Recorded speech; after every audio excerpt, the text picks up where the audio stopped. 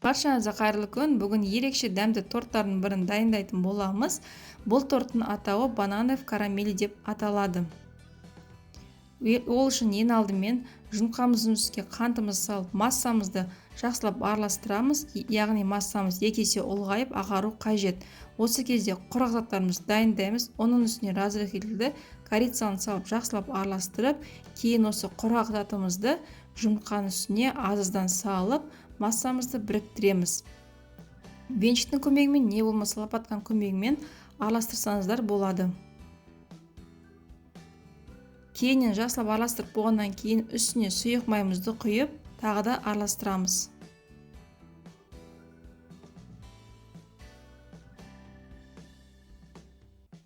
Араластырып болғаннан кейін ұсақ күштен өткізілген сәбізімізді саламыз. Тағы да араластырамыз. Араластырып болғаннан кейін мен барлық бұл массаны 3 бөлікке, бірдей тең 3 бөлікке бөліп алдым.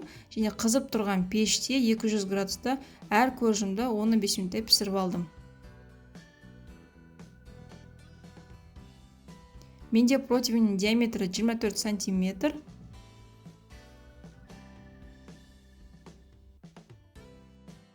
Міне корждарымыз дайын. Енді осыдан кейін карамелімізді дайындаймыз.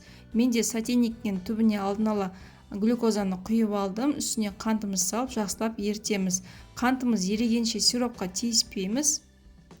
Дәл осылай еріген кезде жақсылап араластырамыз. Енді сиропымыз қоңыр түсті болған кезде қызып тұрған сливкимізді үстіне құямыз. Сливкиміз міндетті түрде қызып тұруы қажет, 80 градуста 70-80 градуста болу қажет. Енді барлығын біріктіреміз карамелімізді. Сливкимізді аздан құю қажет, өйткені бірден қатты көтеріліп кетуі мүмкін. Жақсылап араластырып болғаннан кейін бөлме температурасында тұрған үстіне сары майымызды саламыз. Сары майда міндетті түрде бөлме температурасында болу қажет. Ондай жағдай болмаса бізде карамель шықпайды. Кейіннен туралған банандарымызды салып тағы да 2-3 минуттай пісіріп жібереміз.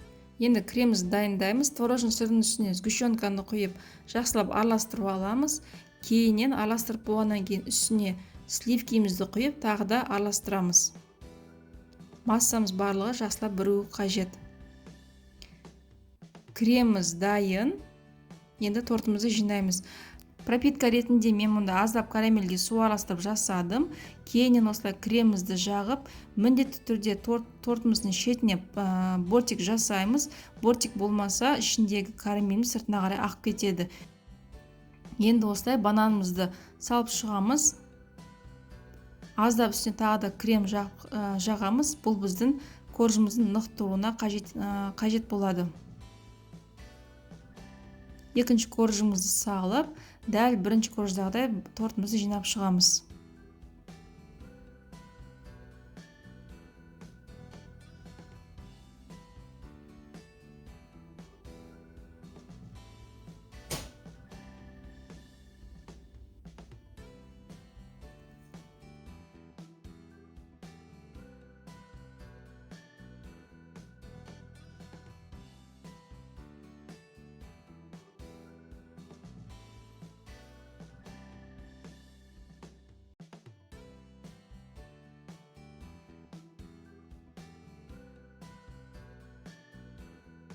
Тортымыздың үшінші коржығын салғаннан кейін бетіне пищевая пленкамызды жауып, холодильникке 7-8-ге қойып қоямыз.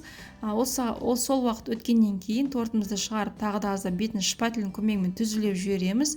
Кейіннен ганаш дайындаймыз. Мен ганашқа ақ шоколадты пайдаландым. Оны аздап микроволновкада ерітіп алып, кейіннен бөлме температурасында тұрған сары майдың үстіне творожный сырымызды салып, жақсылап миксерлейміз. Осы массамызды жақсылап блендердің көмегімен біріктіреміз. Ганашымыз дайын, тортымыздың бетіне түзіліп жағып шығамыз. Бұл тортты сіздерге дайындап көруге кеңес беремін. Өте дәмді торт. Келген қонақтарыма, отбасының барлық мүшелеріне бірдей ұнады.